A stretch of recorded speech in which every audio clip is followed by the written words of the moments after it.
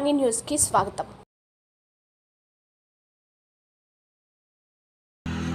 వాస్తవంగా పూర్తి స్థాయి అధికారులను కూడా అధ్యక్షులుగా ఉంటారు. వారు సమన్వయంతో ముందుకు వెళ్ళారు. మేము కూడా ఈ సమస్య సత్యనారాయణ రెడ్డి నేను ఒక్కరే కాదు, మొత్తం పార్టీ అంతా, అంటే ఎస్టీ మోర్చా అంతా. మాకంటూ పార్టీకి ఒక మోర్చాలు ఉంటాయి. బీసీ అంటే ఈబీసీ మోర్చా, మహిళా మోర్చా, యువ మోర్చా, అలాగే ఇది డాక్టర్స్ మోర్చా, ఇలా విభాగాలు ఉంటాయి.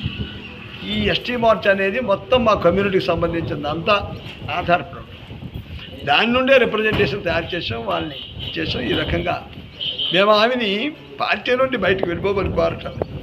పార్టీలో మీరు పనిచేయండి, పార్టీ పదవులే కాకుండా ఇతర పదవులు మీరు తీసుకోండి.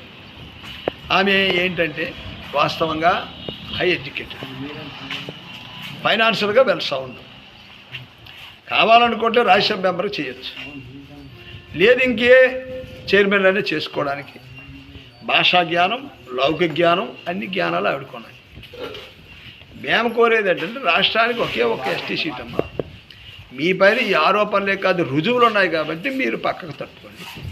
నిజమైన ట్రైబుల్కి ఇవ్వమండి, మీ సోదరులకి ఇవ్వమన్నాం, అంతేకంటే మీ బయటోడికి ఇవ్వమని మేము కోరలేదు కదా. మరి దీనికి మీరు ఎందుకు ఇది అవుతున్నారు? మరి మీ పదవికే మీకు అంత స్వార్థం ఉన్నప్పుడు ఇంకా ప్రజలకు మీరు నిస్వార్థంగా ఎలా చేస్తారు? నేను అడుగుతున్నది అది అనమాట. మేము కూడా పార్టీ వ్యతిరేకం ఎలా అవుతుంది? హక్కుల గురించి మేము అడుగుతున్నాం. ఇప్పుడు ఎస్సీ, ఎస్టీ, బీసీ, మైనారిటీ, వికలాంగులు, వీటన్నిటికి కూడా రిజర్వేషన్ సెంట్రల్లో మన కాన్స్టిట్యూషనల్ రైట్స్ అవి. మరి వాటిని వైలేషన్ చేస్తే ఎలాగంటారు? చెప్పండి. మన మన్యం వార్తా విశేషాలను వీక్షించేందుకు మన మన్యం న్యూస్ యూట్యూబ్ ఛానల్ని సబ్స్క్రైబ్ చేసుకోండి. అలాగే మీ ఫ్రెండ్స్ అండ్ ఫ్యామిలీ మెంబర్స్కి షేర్ చేయండి. అలాగే లైక్ చేయండి, కామెంట్ చేయండి. మా అప్డేట్స్ ఎప్పటికప్పుడు మీ మొబైల్ ఫోన్లో నోటిఫికేషన్ రూపంలో కావాలంటే పక్కనే ఉన్న బెల్ ఐకాన్ మీద క్లిక్ చేయండి. Thank you for watching.